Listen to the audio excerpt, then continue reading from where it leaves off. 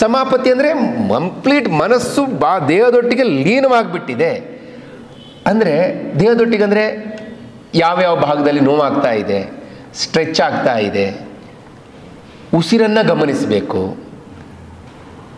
ಯಾಕಂದರೆ ಉಸಿರು ಇನ್ಫಿನಿಟ್, ಅದಕ್ಕೆ ಎಂಡ್ ಅಂತ ಇಲ್ಲ. ಮನಸ್ಸು ಆ ಇನ್ಫಿನಿಟ್ ಮೇಲೆ ಕಂಪ್ಲೀಟಾಗಿ ಮರ್ಜ್ ಆದರೆ ಆ ಸ್ಥಿತಿಯೇ ಸಮಾಪತ್ತಿ ಅಷ್ಟೇ, ಬೇರೆ ಯಾವುದೇ ಆಲೋಚನೆ ಇಲ್ಲ. ಆ ಸ್ಥಿತಿಗೆ ತಲುಪಬೇಕು ಅನ್ನೋದು ಪ್ರತಿಯೊಬ್ಬ ಅಭ್ಯಾಸಿಯ ಗುರಿಯಾಗಬೇಕು. ಅದಕ್ಕೆ ಎಫರ್ಟ್ಲೆಸ್ನೆಸ್ ಮತ್ತು ಅನಂತ ಸಮಾಪತ್ತಿಭ್ಯಾಮ್, ಮನಸ್ಸು ಅನಂತದಲ್ಲಿ ಲೀನ ಮಾಡಬೇಕು. ಅನಂತ ಅಂದರೆ ಎಂಡ್ಲೆಸ್ ಅಂತ ಹೇಳಿಬಿಡೋದು. ಸಮುದ್ರದ ತುದಿ ಅದು ಎಂಡ್ ಅಂತ ಇಲ್ಲ, ಎಂಡ್ಲೆಸ್. ಆಕಾಶ ಎಂಡ್ಲೆಸ್.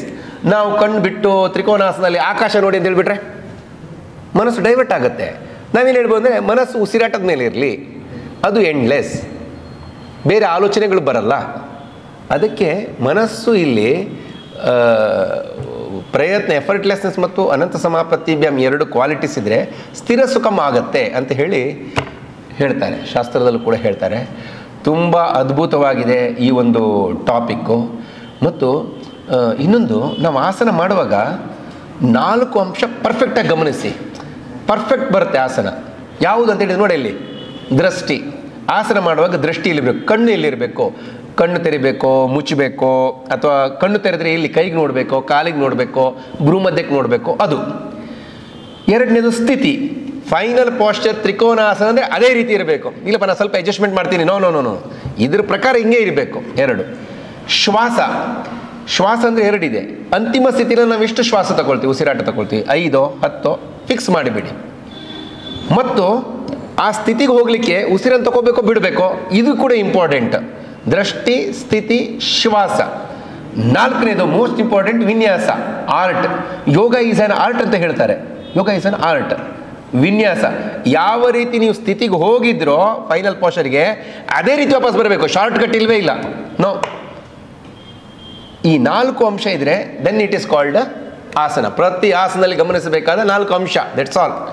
ನೋಡಿ, ಸ್ಥಿರ ಸುಖಮ ಆಗಬೇಕಿದ್ರೆ ಪ್ರಯತ್ನಶೀತಿಯಲ್ಲಿ ಅನಂತ ಸಮಾಪತ್ತಿಭ್ಯಾಮ್ ಆಗಲೇಬೇಕು. ನಂಗೆ ಒಂದು ಹೇಳಿ ನೀವು, ಸ್ಥಿರ ಮತ್ತು ಸುಖಮ ಅದು ದೇಹಕ್ಕೋ ಮನಸ್ಸಿಗೆ?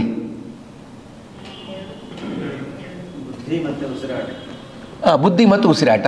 ನೆಕ್ಸ್ಟು, ಈಗ ನಾನು ಈ ಪಶ್ಚಿಮೋತ್ತಾನಾಸನದಲ್ಲಿ 3 ಗಂಟೆ ಇರ್ತೀನಪ್ಪ, ಆರಾಮದಲ್ಲಿರ್ತೀನಿ ನಾನು, ಸರಿನಾ? ಸ್ಥಿರವಾಗಿರ್ತೀನಿ, ದೇಹ ಸ್ಥಿರವಾಗಿದೆ, ಮನಸ್ಸು ಚಂಚಲ ಆಗಿದೆ. ಮನಸ್ಸು ಚಂಚಲ ಇದೆ, ಯಾಕಂದರೆ ಆಸನ ಮಾಡಿದ್ದೀನಿ, ಮನಸ್ಸು ಅನಂತದಲ್ಲಿ ಲೀನ ಮಾಡಲೇ ಇಲ್ಲ, ಮನಸ್ಸು ದೇಹದ ಮೇಲೆ ಇಲ್ವೇ ಇಲ್ಲ. ಆವಾಗ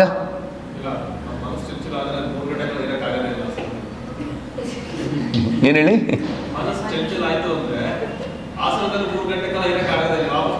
ಒಪ್ಪಿದೆ, ನಾನು ಒಪ್ಪಿದೆ. ನಂದು ಒಂದು ಪ್ರಶ್ನೆ ಅಂದರೆ, ಸ್ಥಿರ ಮತ್ತು ಸುಖ ದೇಹಕ್ಕೋ ಮನಸ್ಸಿಗೂ ಅಂತ ಹೇಳಿ ಅಷ್ಟೇ. ನೋಡಿ, ಮನಸ್ಸು ಸರಿ ಇಲ್ಲದಿದ್ರೆ ದೇಹ ಕೊಲ್ಯಾಪ್ಸ್ ಆಗಿಬಿಡತ್ತೆ. ನಂದು ಅಂದರೆ ದೇಹಕ್ಕೋ ಮನಸ್ಸಿಗೆ ಅಂತ ಹೇಳಿ. ಮೈಂಡ್ ಈಸ್ ಆ್ಯನ್, ಮತ್ತೊಮ್ಮೆ ಹೇಳ್ತೀನಿ ನಾನು, mind is an extension of, ಅಲ್ಲ, body is an extension of mind. ಮನಸ್ಸಿನ ಎಕ್ಸ್ಟೆಂಡ್ ಅಂದರೆ ಅದರ ಎಕ್ಸ್ಟೆನ್ಷನ್ ಅಂತ ಹೆಂಗೆ ಹೇಳಿದಂದರೆ ಎಕ್ಸ್ಟೆಂಡೆಡ್ ಪಾರ್ಟ್ಸ್ ಅಂತ ಹೇಳ್ಬೋದು. ಅದು ನಮ್ಮ ಬಾಡಿ. ಮನಸ್ಸು ಏನು ಹೇಳುತ್ತೆ ಅದು ಬಾಡಿ ಕೇಳುತ್ತೆ. ಸೊ ಇಲ್ಲಿ ಸ್ಥಿರ ಮತ್ತು ಸುಖ ಇದು ಮನಸ್ಸಿಗೆ ಆಗಬೇಕು, ಮುಖ್ಯವಾಗಿ ಮನಸ್ಸಿಗೆ. ಈ ಮನಸ್ಸಿಗೆ ಸ್ಥಿರ ಮತ್ತು ಸುಖ ಆದರೆ ಏನಾಗುತ್ತೆ ಅಂದರೆ ತಥೋ ದ್ವಂದ್ವ ಅನಭಿಘಾತಃ. ಅದ್ರದ್ದು ಬೆನಿಫಿಟ್ ಏನು ಅಂತ ಹೇಳಿದರೆ, ಸ್ಥಿರ ಸುಖ ಆದರೆ, ನೆಕ್ಸ್ಟ್ ತೆಗಿರೋಣ, ಇದರಲ್ಲಿ ಬರೋದಿಲ್ಲ, ಪರವಾಗಿಲ್ಲ. ಅದರದ್ದು ಬೆನಿಫಿಟ್, ನೆಟ್ ಬೆನಿಫಿಟ್ ಏನಂದರೆ ಮನಸ್ಸು ಚಂಚಲ ರಹಿತವಾಗತ್ತೆ ಅಂತ ಹೇಳಿಬಿಟ್ಟು, ಮನಸ್ಸು ಅನ್ಯ ವಿಷಯದೆಡೆಗೆ ಆಲೋಚನೆ ಮಾಡಲಿಕ್ಕೆ ಹೋಗಲ್ಲ. ಕೊನೆಗೆ ಅಷ್ಟಾಂಗ ಯೋಗ ಸಂಪೂರ್ಣ ಇರೋದೇ ಮನಸ್ಸನ್ನು ನಿಯಂತ್ರಣ ಮಾಡಲಿಕ್ಕೆ. ಅಹಿಂಸೆಯಿಂದ ಮನಸ್ಸು ನಿಯಂತ್ರಣ, ಸತ್ಯದಿಂದ ಮನಸ್ಸು ನಿಯಂತ್ರಣ. ನೀವು ಯಾವುದಾದ್ರೂ ಒಂದು ಆಬ್ಜೆಕ್ಟ್ ತಗೊಂಡು ಸಮಾಧಿ ತಗೋಬೋದು. ನಾನು ಅಹಿಂಸೆಯನ್ನೇ ಫಾಲೋ ಮಾಡ್ತೀನಿ, ಸಮಾಧಿ ಡೈರೆಕ್ಟ್. ಸತ್ಯವನ್ನೇ ಫಾಲೋ ಮಾಡ್ತೀನಿ, ಸಮಾಧಿ. ಒಂದೊಂದು ಅಂಗ ತಗೊಂಡ್ರೂ ಕೂಡ ಸಮಾಧಿ ಸಿಕ್ಬಿಡುತ್ತೆ. ಅಷ್ಟು ಪವರ್ ಇದೆ. ಆಸನದಿಂದ ತತ್ವದ್ವಂದ್ವ ಅನಭಿಘಾತ ಸಮಾಧಿ ಡೈರೆಕ್ಟ್, ಅಷ್ಟು ಪವರ್ ಇದೆ. ತತ್ವದ್ವಂದ್ವ ಅನಭಿಘಾತ ಅಂದರೆ ದ್ವಂದ್ವಗಳು ಬಾಧಿಸುವುದಿಲ್ಲ. ಆಸನ ಮಾಡಿದ ಅಂತಿಮ ಸ್ಥಿತಿಗೆ ಹೋದರೆ ಸ್ಥಿರ ಸುಖಮ ಆಸನವಿದ್ರೆ ಒಂದೇ ಇದರಿಂದ ಯಾವುದೋ ಒಂದೇ ಆಸನದಿಂದ ನಾವು ಸಮಾಧಿ ತಗೋಬಹುದು, ಅಷ್ಟು ಪವರ್ ಇದೆ. ಸೊ ಆದ್ದರಿಂದ ನಾವು ಬ್ಯಾಕ್ ಹೋಗೋಣ. ಬ್ಯಾಕಲ್ಲಿ ಏನಿದೆ ನೋಡು. ಸೊ ಪ್ರಯತ್ನ ಶೈಥಿಲ್ಯ ಅನಂತ ಸಮಾಪತ್ತಿ ಬ್ಯಾಮ ಫಾಲೋ ಮಾಡಿದರೆ ನಾವು ತತ್ವದ್ವಂದ್ವ ಅನಭಿಘಾತ ಆಗುತ್ತೆ. ಅದರಿಂದ ನಾವು ಆಸನ ಕೇವಲ ದೈಹಿಕ ಎಕ್ಸಸೈಸು, ಜರ್ಕ್ ಕೊಡೋದು, ಬ್ರೆತ್ ಹೋಲ್ಡ್ ಮಾಡೋದು, ಮುಖ ಗಂಟಿ ಅಂದರೆ ಬಿಗಿ ಹಿಡಿಯೋದು, ಉಸಿರಾಟ ಫಾಸ್ಟ್ ಆಗಿರೋದು, ಉಸಿರಾಟ ಹಿಡಿದಿಟ್ಕೊಳ್ಳೋದು ಯಾವುದೂ ಇಲ್ಲ. ಎಷ್ಟು ಆಗುತ್ತೋ ಅಷ್ಟು ಕೆಪಾಸಿಟಿ ತಕ್ಕಂತೆ ಮಾಡಬೇಕು ಅವರು ಅಷ್ಟೇ. ನೆಕ್ಸ್ಟ್ ನೋಡಿ, ಇದು ತುಂಬ ಚೆನ್ನಾಗಿದೆ ನೋಡಿ. ಈಗ ನಾನು ಒಂದು ಹೇಳಿದ್ದೇನೆ, ಯಾವುದೇ ಒಂದು ಹಿಡಿದ ಕೆಲಸ ನಿಮ್ಮ ನಿತ್ಯ ಜೀವನದಲ್ಲಿ, ಅದು ಆಸನಾಭ್ಯಾಸನೋ ಪ್ರಾಣಾಯಾಮನೋ ಅಥವಾ ಏನೋ ಒಂದು ಕೆಲಸ, ಅಂಗಡಿ ಓಪನ್ ಮಾಡ್ತಿರೋ ಅಥವಾ ಯಾವುದೋ ಒಂದು ಕೆಲಸ ಮಾಡ್ತೀರ ಅಂತ ತಿಳ್ಕೊಂಡ್ರೆ ಕೆಲವು ಗುಣಲಕ್ಷಣಗಳು ಬೇಕು.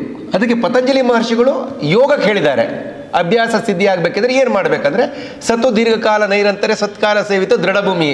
ನೀವು ಪರ್ಫೆಕ್ಟ್ ಆಗಿಬಿಡ್ತೀರಾ. ಅದರಲ್ಲಿ 3 ಕ್ರೈಟೀರಿಯಾ ಬೇಕು. Only 3 criterias are there. ಅಷ್ಟೇ, 3. ಇದನ್ನು 3 ಇದ್ರೆ ನೀವು ಯಾವುದೇ ಕೆಲಸದಲ್ಲಿ ಸಕ್ಸಸ್ ಆಗಿಬಿಡುತ್ತೆ ಅಂತ ಹೇಳ್ತೀರಿ. ಯಾವುದ್ಯಾವುದದು ನೋಡಿ. ಅಲ್ಲಿ ಸತು, ಅಲ್ಲಿ ಆ ಸ್ಥಿತಿನಲ್ಲಿ ದೀರ್ಘಕಾಲ ಅಂದರೆ ನಾನು ಅಭ್ಯಾಸ ಮಾಡೋದು 1 ವರ್ಷ 2 ವರ್ಷ ಅಲ್ಲ, ಟಿಲ್ ಮೈ ಲಾಸ್ಟ್ ಬ್ರೆತ್. ನಾನು ಮನಸ್ಸಿನಲ್ಲಿ ಈಗಲೇ ಅಂದ್ಕೋಬೇಕು, ಕೊನೆ ಉಸಿರಿನ ತನಕ ನಾನು ಅಭ್ಯಾಸ ಮಾಡ್ತೀನಪ್ಪ ಅಥವಾ ಈ ಕೆಲಸ ಮಾಡ್ತೀನಿ ನಾನು. ಮೊದಲೇ ಫರ್ಮ್ ಆಗಿರಬೇಕು ಅವನು. 2ನೇದು ನೈರಂತರ್ಯ. ನೈರಂತರ್ಯ ಅಂದ್ರೇನು? ಅದೇ ಅದು ನೈರಂತರ್ಯಕ್ಕೆ ಮೀನಿಂಗ್ ಹೇಳಿದಂಗೆ ಅದರದು. ನೈರಂತರ್ಯ ನಿರಂತರ ಗೊತ್ತಾಯಿತು ಅಂದರೆ ಏನದು? ನಿರಂತರ ಅಂದರೆ ಅಂತರ ಇಲ್ಲದೆ ಅಥವಾ ಬಿಡದೆ, ಸತತ. ಅಂತರ ನೈರಂತರ್ಯ. ಅಂತರ ನೈರಂತರ. ಅಂತರ ಅಂದರೆ ಗ್ಯಾಪ್, ಅಂದರೆ without gap even for a day is called ನೈರಂತರ್ಯ. ಅಷ್ಟೇ, ಒಂದು ದಿನನೂ ಕೂಡ ಗ್ಯಾಪ್ ಕೊಡದೆ ನಾವು ಆ ಕೆಲಸ ಮಾಡಬೇಕು. What ever it may be, ಯಾವುದೇ ಕೆಲಸ ನೀವು ಮಾಡಲಿ, ಸಾತ್ವಿಕ ಚಿಂತನೆ ಕೆಲಸ. ದೀರ್ಘಕಾಲ, ನೈರಂತರ್ಯ, ಎರಡೂ ಇದ್ದು ಕೂಡ ಇನ್ನೊಂದು ಕ್ರೈಟೀರಿಯಾ ಇಲ್ಲದಿದ್ರೆ ಇಟ್ ಈಸ್ ಫೇಲಿಯರ್ ನಿಮ್ಮ ಕೆಲಸ. ಯಾವುದು ಅಂದರೆ ಸತ್ಕಾರ ಸೇವಿತು ಅಂದರೆ. ಸತ್ಕಾರ ಸೇವಿತು ಅಂದರೆ ಏನಂದರೆ ಒಳ್ಳೆ ಗುಣಗಳಿರಬೇಕಂತೆ. ಈಗ ಮನುಷ್ಯನಿಗೆ ಒಳ್ಳೆ ಗುಣಗಳು ಇದ್ದರೆ, ಅಂದರೆ ಕೆಟ್ಟ ಗುಣಗಳಿದ್ದರೆ ಕೆಲಸ ಸಕ್ಸಸ್ ಆಗಲ್ಲ. ಒಳ್ಳೆ ಗುಣಗಳಿರಬೇಕು, ಅದರೊಟ್ಟಿಗೆ ಇದು 2 ಇರಬೇಕು. ಈ ಒಳ್ಳೆ ಗುಣಗಳು ಯಾವುದು ಅಂತೇಳಿ ಅಲ್ಲಿ ಹೇಳಿದ್ದಾರೆ ನೋಡಿ. ತಪಸ್, ಬ್ರಹ್ಮಚರ್ಯ, ಜ್ಞಾನ, ಶ್ರದ್ಧೆ. ಹಿಡಿದ ಕೆಲಸದಲ್ಲಿ ತಪಸ್ಸೂ ಇರಬೇಕು, ಬ್ರಹ್ಮಚರ್ಯನೂ ಇರಬೇಕು, ಅಂದರೆ ಮೈಂಡ್ ಡೈವರ್ಟ್ ಆಗಬಾರ್ದು, ಜ್ಞಾನನೂ ಇರಬೇಕು, ಅದರ ಬಗ್ಗೆ ಸರಿ ತಪ್ಪುಗಳ ಮಾಹಿತಿ, ಶ್ರದ್ಧೆನೂ ಇರಬೇಕು. ಶ್ರದ್ಧೆ ಇಲ್ದಿದ್ರೂ ಕೂಡ ಹಿಡಿದ ಕೆಲಸ ವೇಸ್ಟ್ ಅದು. ಈ 4 ಇರಬೇಕು ಅಲಾಂಗ್ ವಿತ್ ದ ನೈರಂತರ್ಯ ಮತ್ತು ಸತ್ಕಾರ ಸೇವಿತು. ಆವಾಗ ಖಂಡಿತವಾಗಿ ಕೂಡ ಯಾವುದೇ ಕೆಲಸ ಸಲೀಸಾಗಿ ಅವನು ಅಚೀವ್ ಮಾಡ್ಬೋದು ಅಂತ ಪತಂಜಲಿ ಮಹರ್ಷಿಗಳು ರಾಜಯೋಗ ಅಂದರೆ ಪಾತಂಜಲಿ ಯೋಗ ದರ್ಶನದಲ್ಲಿ 18ನೇ ಅಥವಾ 19ನೇ ಸೂತ್ರ ಅದರಲ್ಲಿ ಅವರು ಉಲ್ಲೇಖ ಮಾಡಿದ್ದಾರೆ ನೋಡಿ. ಅದ್ಭುತವಾಗಿದೆ ಈ ಒಂದು. ನೀವು ಕೇವಲ ಇದನ್ನು ಅವರಿಗೆ ಕ್ಲಾಸ್ನಲ್ಲಿ ಮಕ್ಕಳಿಗೆ ನೀವು ಹೇಳಿಕೊಡುವಾಗ ಕೇವಲ ಆಸನಕ್ಕಂತ ಹೇಳಿಕೊಡ್ಬೇಡಿ ಈ ಸೂತ್ರವನ್ನು. ಈ ಒಳ್ಳೆ ಗುಣಗಳಪ್ಪ, ಯಾವುದೇ ಒಂದು ಒಳ್ಳೆ ಕೆಲಸ ಮಾಡಬೇಕಾದ್ರೆ ಈ 2-3 ಗುಣ ಇರಲಿಯಪ್ಪ ಅಂತೇಳಿ ಅವ್ರು ಒಂದಾದ್ರೂ ಗುಣ ಅಳವಡಿಸ್ಕೊಂಡ್ರೆ ನಮ್ಗೆ ಸಾಕು. ಸತತ, ದೀರ್ಘಕಾಲ, ನೈರಂತರ್ಯ, ಸತ್ಕಾರ, ಒಳ್ಳೆ ಗುಣಗಳು 2-3 ವಿಚಾರಗಳನ್ನು ಹೇಳಿ ಇದನ್ನು ನಮ್ಮ ದಿನನಿತ್ಯ ಜೀವನಕ್ಕೂ ಕೂಡ ನಾವು ಅಳವಡಿಸ್ಕೋಬಹುದು ಈ ಒಂದು ಸೂತ್ರವನ್ನು. ತುಂಬ ಅದ್ಭುತವಾಗಿದೆ. ನೆಕ್ಸ್ಟ್ ದ ಮೋಸ್ಟ್ ಇಂಪಾರ್ಟೆಂಟ್, ನಾನು ಅವಾಗ ಹೇಳ್ತಾ ಇದ್ದೆ ನೋಡಿ ಆಸನ ಜಯ ಅಂದರೆ ಏನು ಅಂತ ಹೇಳಿ, ಆಸನ ಸಿದ್ಧಿ ಅಂದರೆ ಏನು. ಒಂದು ಶ್ಲೋಕ ಇದೆ ನೋಡಿ ಅಲ್ಲಿ, ತೇಜ ಬಿಂದು ಉಪನಿಷತ್ತಲ್ಲಿ ಒಂದು ಶ್ಲೋಕವನ್ನು ಹುಡುಕಿ ತಗೊಂಡು ಬಂದೆ ನಿಮಗೋಸ್ಕರ. ಆಸನ ಜಯ ಅಂದರೆ ಏನು ನೋಡಿ. ಯದಾ ಪ್ರಹರ ಪರ್ಯಂತಂ ಸ್ಥಿರಂ ಸ್ಯಾತ್ ಮೇಕಾಸನಂ ತದಾ ಯೋಗ್ಯಂ ವಿಜಾನೀಯದಾಸನಂ ಯೋಗ ಸಾಧನೆ ಅಂತೆ. ಅಂದರೆ ಯಾವಾತನು ಆಸನದಲ್ಲಿ ಸ್ಥಿರವಾಗಿ 3 ಗಂಟೆಗಳ ಕಾಲ ಅಭ್ಯಸಿಸ್ತಾನೋ ಅವನಿಗೆ ಆಸನ ಜಯವಾಗಿದೆ ಅಂತ ಅರ್ಥ. ನೆನ್ಪಿಟ್ಕೊಳ್ಳಿ, ಒಂದು ಪ್ರಹರ ಅಂದರೆ 3 ಗಂಟೆ. ನೋಡಿ ಅಲ್ಲಿ, ಯದಾ ಪ್ರಹರ ಪರ್ಯಂತಂ, ಯಾವನು 3 ಗಂಟೆಗಳ ಕಾಲ ಸ್ಥಿರವಾಗಿ ಆಸನದಲ್ಲಿ ಇರುತ್ತಾನೋ ಅವನಿಗೆ ಆಸನ ಜಯವಾಗುತ್ತೆ. ಆವಾಗ ಅವನಿಗೆ ಸ್ಥಿರ ಸುಖಮಾಸನಂ ಬರುತ್ತೆ. ನಾನೊಂದು 10 ನಿಮಿಷ ಮಾಡಿಬಿಟ್ಟಪ್ಪ, ಫುಲ್ ಸ್ಥಿರವಾಗಿದೆ ಬಿಟ್ಟು, no no no no no 3 hours compulsory, be there for 3 hours. ಆಸನ ಸಿದ್ಧಿ ಆಗಬೇಕಿದ್ರೆ, ಆಸನ ಜಯವಾಗಬೇಕಿದ್ರೆ, ಆಸನದಲ್ಲಿ ಹಿಡಿತ ಸಾಧಿಸಬೇಕಿದ್ರೆ ಅಷ್ಟು ಅಭ್ಯಾಸ ಬೇಕಂತೆ. ಅದೇನು 1-2 ದಿವಸದಲ್ಲಿ ಬರಲ್ಲ, ವರ್ಷಾನುಗಟ್ಟಲೆ ಪ್ರಾಕ್ಟೀಸ್ ಬೇಕು. ಇಲ್ಲಪ್ಪ ನಾನು ಶವಾಸನದಲ್ಲಿ 3 ಗಂಟೆ ಇರ್ತೀನಿ ಅಂತ ಹೇಳ್ಬಿಟ್ರೆ ಹೈಯೆಸ್ಟ್ ಡಿಫಿಕಲ್ಟ್. 1 ಸೆಕೆಂಡ್ ಇರ್ಲಿಕ್ಕೆ ಆಗಲ್ಲ. ಯಾಕಂದರೆ ಮೈಂಡ್ ಹೆಂಗೆ ಕಂಟ್ರೋಲ್ ಮಾಡ್ತೀರಾ? ಮೈಂಡ್ ಕಂಟ್ರೋಲ್ ಮಾಡೋದೇ ಕಷ್ಟ. ಯಾವುದೇ ಆಸನ ತಗೊಳ್ಳಿ, ವೆರಿ ಡಿಫಿಕಲ್ಟ್. ಸುಲಭ ಯಾವುದೂ ಇಲ್ಲ, ಯಾವುದು ಸ್ಪೂನ್ ಫೀಡಿಂಗ್ ಇಲ್ಲ. ನೆಕ್ಸ್ಟ್ ಅಣ್ಣ ನೋಡಿ, ಇದನ್ನು ನಮಗೆ ಎಲ್ಲ ಗೊತ್ತು. ನಾವು what is the difference between ಆಸನ ಮತ್ತು ಯೋಗಾಸನ ಮತ್ತು ವ್ಯಾಯಾಮ ಅಂತ ಹೇಳಿ ಸಿಂಪಲ್ ಇದೆ. ನಾನು ತುಂಬ ಹೇಳಲಿಕ್ಕೆ ಹೋಗಲ್ಲ ಇದ್ರ ಬಗ್ಗೆ. ಅಂದರೆ ಉಸಿರಾಟದ ಪ್ರಮಾಣ ನಿಧಾನವಾಗಿ ಕಡಿಮೆ ಆಗುತ್ತೆ. ಆ ಯೋಗ ಮಾಡಿದರೆ ಅದು ಉಸಿರಾಟ ಕಡಿಮೆ ಆಗಬೇಕು.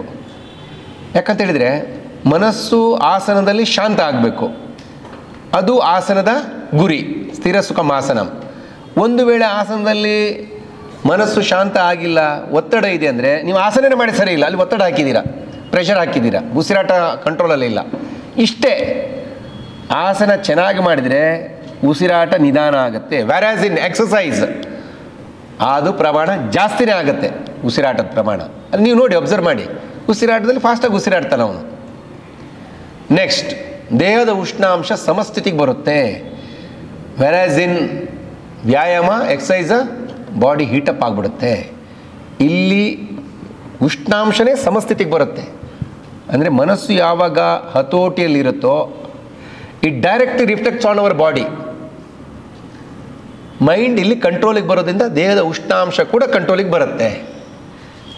ಆಮ್ಲಜನಕದ ಸಂಪೂರ್ಣ ಸಂತುಲನೆ. ನೀವು ಒಂದು ಉಸಿರಾಟದಲ್ಲಿ ಒಂದಿಷ್ಟು % ಆಮ್ಲಜನಕ ಇದ್ದರೆ ನೀವು ಅಷ್ಟನ್ನೂ ಉಪಯೋಗಿಸ್ತೀರಾ ಆಸನಗಳಲ್ಲಿ. ವೆರಾಸ್ ಇನ್ ಎಕ್ಸಸೈಸ್ ಫಾಸ್ಟಾಗಿ ಉಸಿರಾಟ ಮಾಡೋದ್ರಿಂದ ನೀವು ಎಷ್ಟು ಉಸಿರಾಟ ತಗೊಳ್ಳೋದು ಆಮ್ಲಜನಕದ ಸಂಪೂರ್ಣ ವಿನಿಯೋಗ ಆಗೋದೇ ಇಲ್ಲ ಬಾಡಿಗೆ, ಅಷ್ಟು ಫಾಸ್ಟಾಗಿ ಹೋಗ್ಬಿಡುತ್ತೆ. ಎದೆ ಬಡಿತದ ಪ್ರಮಾಣ ಕಡಿಮೆ, ಅಲ್ಲಿ ಜಾಸ್ತಿ. ನಾಡಿ ಸ್ಪಂದನ, ನಾಡಿ ಮಿಡಿತ ಕಡಿಮೆ, ಇಲ್ಲಿ ಜಾಸ್ತಿ. ಶಾಂತ ಮನಸ್ಸು ಅಲ್ಲಿ, ಇಲ್ಲಿ ಮನಸ್ಸು ಉದ್ರೇಕಗಳು, ಅದು ಪದ್ರೇಕ ಅಂತಾಗಿದೆ, ಸಾರಿ, ಅದು ಉದ್ರೇಕ ಅಂದರೆ ತುಂಬ ಚಂಚಲತೆ ಇರುತ್ತೆ ಅಲ್ಲಿ. ಎಕ್ಸೈಟ್ಮೆಂಟ್ ಅಂತ ಹೇಳ್ತೀವಿ ನೋಡಿ ಇಂಗ್ಲೀಷ್ನಲ್ಲಿ, ಅದು ಎಕ್ಸೈಟ್ಮೆಂಟ್ ಇರುತ್ತೆ ವ್ಯಾಯಾಮದಲ್ಲಿ. ಮತ್ತು ರಸಗ್ರಂಥಿಗಳು ಮತ್ತು ಆಂತರಿಕ ಅಂಗಗಳ ಮೇಲೆ ನಿರ್ದಿಷ್ಟ ಪರಿಣಾಮ. ನಾನು ನಿಮಗೆ ಹೇಳಿದ್ದು ನೋಡಿ, ಯಾವುದು ಆಸನ ಮಾಡಿದರೆ, ವಕ್ರಾಸನ ನಿರ್ದಿಷ್ಟವಾಗಿ ಪ್ಯಾಂಕ್ರಿಯಾಸ್ ಮೇಲೆ ನಿರ್ದಿಷ್ಟ ಪಿನ್ ಪಾಯಿಂಟ್ ಅದರಲ್ಲಿ, ಅಥವಾ ಲಿವರ್, ಕಿಡ್ನಿ ಅದ್ರ ಮೇಲೇ ಪರ್ಫೆಕ್ಟಾಗಿ ಒತ್ತಡ ಬೀಳ್ತಾ ಇರುತ್ತೆ ಮತ್ತು ಅದು ಬೆನಿಫಿಟ್ ಆಗಿಬಿಡುತ್ತೆ. ಆದರೆ ಎಕ್ಸಸೈಸ್ನಲ್ಲಿ ಯಾವುದೇ ರೀತಿ ಬೆನಿಫಿಟ್ ಇಲ್ಲ. ಆ ರೀತಿ ಲಿವರಿಗೂ ಇಲ್ಲ, ಪ್ಯಾಂಕ್ರಿಯಾಸ್ ಇಲ್ಲ, ಕಿಡ್ನಿನೂ ಇಲ್ಲ. ಅದು ಇಟ್ಸ್ ಲೈಕ್ ಫಾಸ್ಟಾಗಿ ನಾವು ಬಾಡಿ ಪಾರ್ಟ್ಸ್ ಮೂವ್ ಮಾಡಿಬಿಡ್ತೀವಿ, ಅದು ಯೂಸ್ ಇಲ್ಲ. ಸೊ ಇಲ್ಲಿ ನಿರ್ದಿಷ್ಟ ಪ್ರಮಾಣ ಅಲ್ಲಿ ಇದು ಪರಿಣಾಮ ಆಗುತ್ತೆ, ಅಲ್ಲಿ ನಿರ್ದಿಷ್ಟವಾಗಿ ಯಾವುದೇ ಪರಿಣಾಮ ಆಗಲ್ಲ. ಇದು ಇಂಪಾರ್ಟೆಂಟ್. ವ್ಯಾಯಾಮದ ದುಷ್ಪರಿಣಾಮ: ರಕ್ತದೊತ್ತಡ ಹೆಚ್ಚಬಹುದು, ಮೆದುಳಿನಲ್ಲಿ ರಕ್ತಸ್ರಾವ ಆಗ್ಬೋದು, ಹೃದಯ ಸ್ತಂಭನ ಆಗಲೂಬಹುದು. ಜಿಮ್ಮಲ್ಲಿ ಹೈಯೆಸ್ಟ್ ಹಾರ್ಟ್ ಅಟ್ಯಾಕ್ ಆಗ್ತಾ ಇದೆ ಈಗ ಮ್ಯಾಕ್ಸಿಮಮ್. ನಾವು ನೋಡ್ತಾ ಇರ್ತೀವಿ. ಆದರೆ ಆ ರೀತಿ ಇರುತ್ತೆ ಅದು ಎಕ್ಸಸೈಸು. ಅದು ಅಗತ್ಯನೇ ಇಲ್ಲ ಬಾಡಿಗೆ, ಬಾಡಿ ಕೇಳೋದೂ ಇಲ್ಲ. ಸುಮ್ಮನೆ ಏನೇನೋ ತಿಂದುಬಿಟ್ಟು ಪ್ರೋಟೀನು ಅದು ಇದೆಲ್ಲ ತಿಂದುಬಿಟ್ಟು ಪಾಪ ಮಾಡ್ತಾರೆ, ಗೊತ್ತಿಲ್ಲ. ಹಾರ್ಟಿಗೆ ಪ್ರೆಷರು, ಲಿವರಿಗೆ ಪ್ರೆಷರ್ ಬೀಳುತ್ತೆ, ಡ್ಯಾಮೇಜ್ ಆಗುತ್ತೆ. ಸೊ ಇಷ್ಟು ಆಸನಗಳದ್ದು. ನಿಮಗೆ ಏನಾದರೂ ಕೇಳಬೇಕಂತ ಇದ್ದರೆ ದಯವಿಟ್ಟು ಹೇಳಿ. ನೆಕ್ಸ್ಟ್ ಇಲ್ಲ ನೋಡಿ, ಒಂಚೂರು ನೋಡಿಮ್ಮ. ನೆಕ್ಸ್ಟ್ ಇಲ್ಲಲ್ಲ, ಮತ್ಸ್ಯೇಂದ್ರಾಸನ ಬೇಡ, ಇದು ಬೇಡ. ನೆಕ್ಸ್ಟ್ ಇದಾದಮೇಲೆ